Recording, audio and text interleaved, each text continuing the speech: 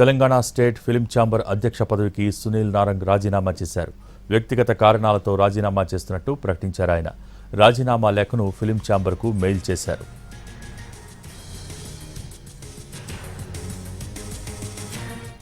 Telangana state film chamber అధ్యక్ష పదవికి సునీల్ నారంగ్ రాజీనామా చేశారు. దీనికి సంబంధించి మోర్ అప్డేట్స్ మా ప్రతినిధి ఫణి అందించేందుకు సిద్ధంగా ఉన్నారు. Phani, Bhogi Telangana film chamber president గా సునీల్ నారంగ్ రిజిగ్నేషన్ లెటర్ ని ఛాంబర్ కి సమర్పించడం జరిగింది. అయితే దీని వెనుకలో ఉన్న కారణాలు ఆయన తన వాట్సాప్ స్టేటస్ లో ఏం పెట్టడం జరిగిందంటే, తాము ప్రెషర్ కి గురవుతున్నామని,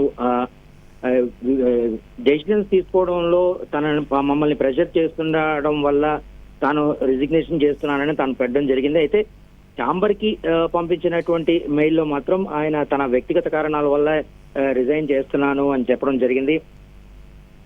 ఛాంబర్ ఒక ఖచ్చితమైనటువంటి డెసిషన్స్ తీసుకోవాలని, మిగతా ఆఫీస్ బేరర్స్ అందరూ కూడా కరెక్ట్ గా వర్క్ చేయాలని కూడా ఆయన చెప్పడం జరిగింది. అలాగే శేఖర్ గాని విజయేందర్ గాని తన పొజిషన్ ని వెంటనే తీసుకోగల వ్యక్తులని, వాళ్ళు ఆ పదవికి సమర్థులని కూడా ఆయన ఛాంబర్ కి తెలియజేయడం జరిగింది. అయితే మొత్తం మీద ఇంతకు ముందు కూడా కొన్ని కారణాల వల్ల తాను రిజైన్ చేస్తానని చెప్పడం జరిగింది. అయితే అందరూ కూడా ఆయన్ని మళ్ళీ ఒత్తిడి చేసి ఒప్పించడం వల్ల ఆయన రెసిగ్నేషన్ వెనక్కి తీసుకోవడం జరిగింది. ఇప్పుడు మాత్రం ఈ ప్రస్తుతం జరుగుతున్నటువంటి ఆన్గోయింగ్ ఇష్యూస్ ఏవైతే ఉన్నాయో, ఎగ్జిబిటర్లు అలాగే ప్రొడ్యూసర్ల మధ్య జరుగుతున్న పర్సంటేజ్ ఇష్యూ ఏదైతే ఉందో దాని పరంగానే ఈ డెసిషన్ తీసుకున్నట్టుగా మనకి తెలుస్తా ఉంది. ఎందుకంటే గత 3 రోజులుగా కూడా మీటింగ్స్ అవుతా ఉన్నాయి.